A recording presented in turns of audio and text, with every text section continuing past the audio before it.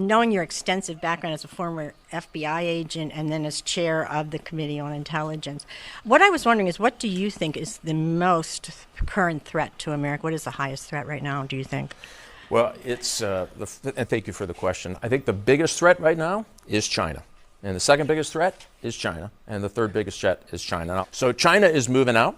They just met with President President Putin. They had an interesting conversation, and it should have sent a shiver down everybody's spine when he said, guess what? Americans' generation is over, and it's our turn to be the world leaders coming forward. And so China has something different that the Soviet Union didn't. They have money. They have lots of technology, most of which they stole from countries like the United States of America. They have the third largest nuclear arsenal. Remember, now they're talking to the second largest nuclear arsenal and talking about teaming up. Mm-hmm. We have been invaded digitally with cyber warfare, stealing intellectual property, stealing government secrets, disrupting certain operations around here in the United States and around the world. And it's all malicious. None of that has been to the benefit.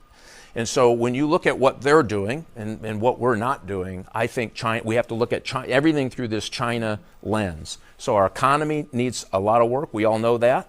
But we can't talk about the economy without talking about China in the same breath. One of the things they don't say it, they don't really like friends and allies, they like customers, right? And so if you think, I'll give you a great example, we talk about having everybody drive an EV car by 2035, but they do 90% of the processing of everything that goes in electric battery cars, even the ones built here in the United States.